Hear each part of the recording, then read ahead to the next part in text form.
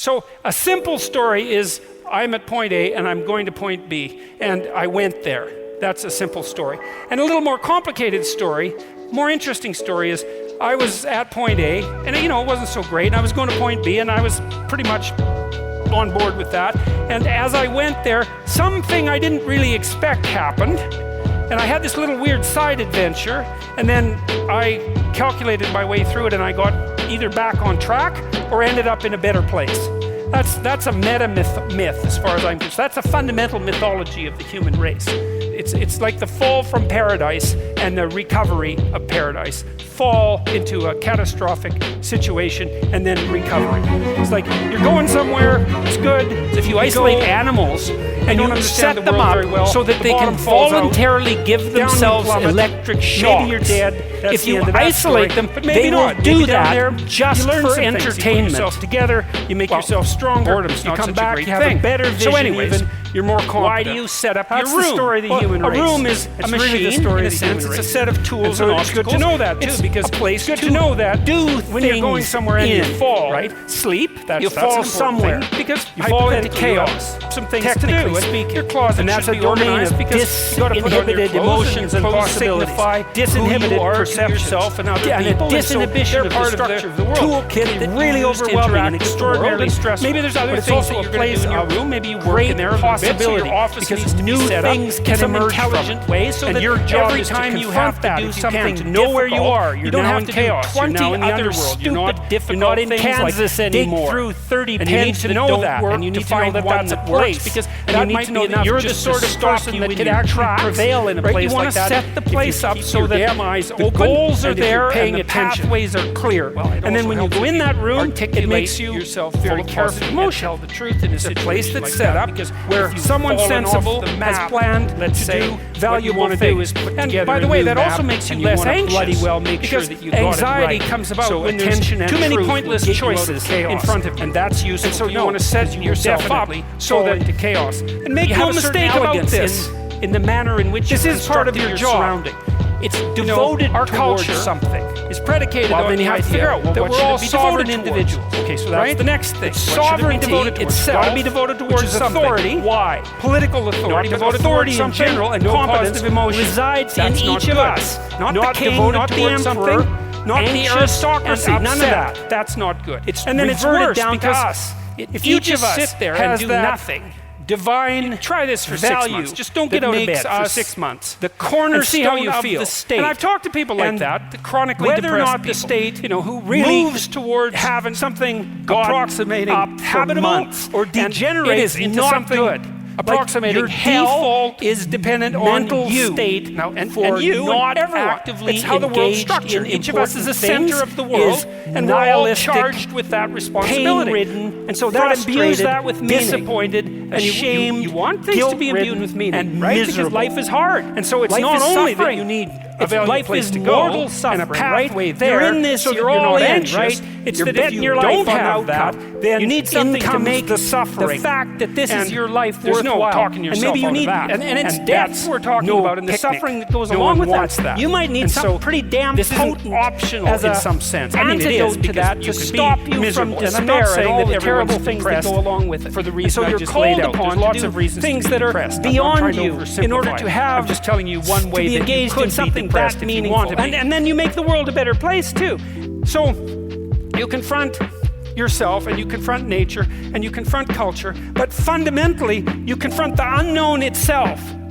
You confront potential itself, and that's what you are integrally as a being. That's what your consciousness is. Like people, scientists will tell you, well, we're deterministic creatures.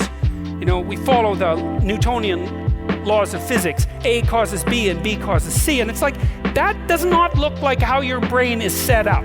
So things that you've practiced intensely, you're pretty deterministic. Like when you're driving, you're not thinking, or walking, you're not thinking consciously a lot about what you're doing. You might be thinking about where you're going, that's fine, but you're not thinking about the micro movements and all that. That's all become automated. It's deterministic. But when you wake up in the morning, man, and your consciousness reappears on the scene, like the sun rising in the morning, common metaphor for the reemergence of consciousness, what you see in front of you is the day.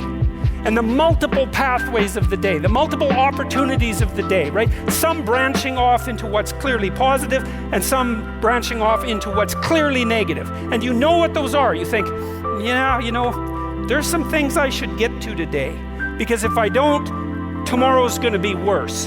And maybe you shrink away from that, right? You put the blankets back underneath your head, or maybe that's the time for the first joint of the morning because you don't want to give that any consideration. But you know, it's like, there's some things I need to get at, or things are going to get worse.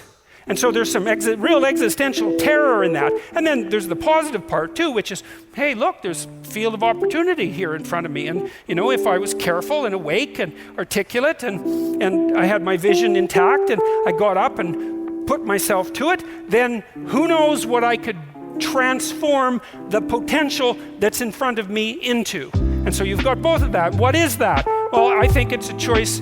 It's a choice between good and evil. That would be in terms of your own personal morality. It's not good to shirk your responsibility and to let things deteriorate and to avoid doing the good that you could do. That's not good. And it is good to do the reverse. And so that's the story of good and evil. And it's the story of heaven and hell to some degree too, because you could be working at making things slightly more heavenly than they are, and at least somewhat less hellish, and that would be a start. And that would seem to be something that might grip and motivate you and make it worthwhile to get out of bed. And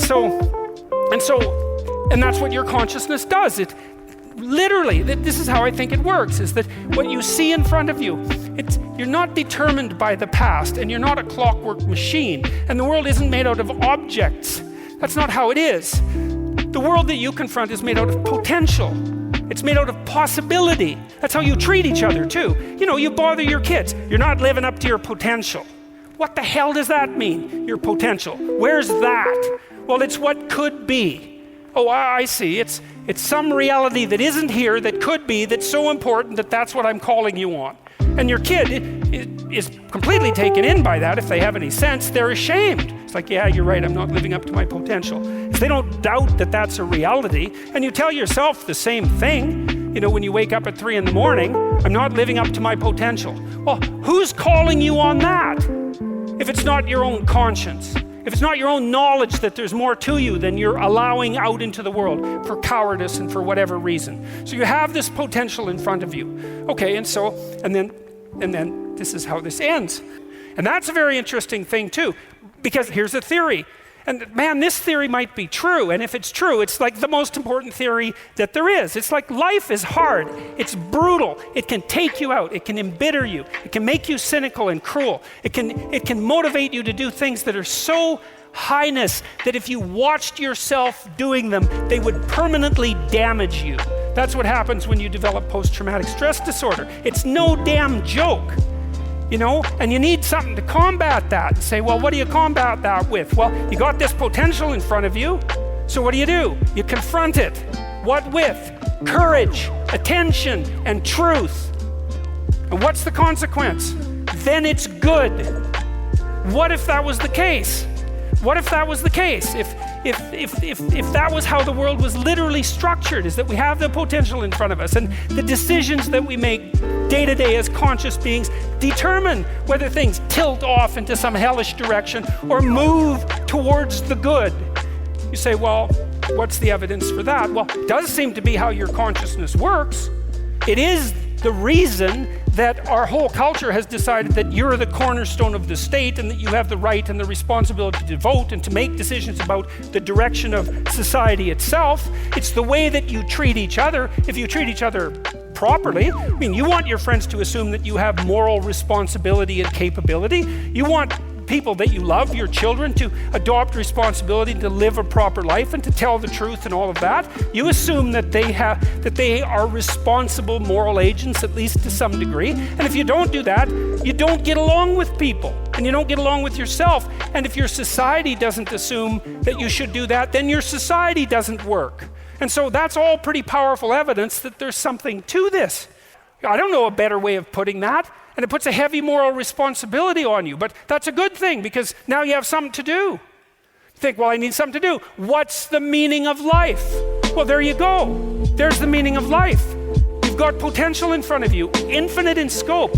enough to kill you, that's for sure, and to take you out in every possible way, but full of possibility that God only knows the degree to which you could unravel and develop, right? You have both of those. That's the dragon and the gold. You have that right in front of you all the time, and that's your adventure. And you're not called on to be happy and to mildly amuse yourself, right? You're called on to get the hell up and at it, and to confront yourself, and to confront nature, and to confront society, and to confront the unknown, and to combat the dragon, and to find the gold that it hides, and to share that with everyone, and to move the world away from hell, and to move the world towards heaven.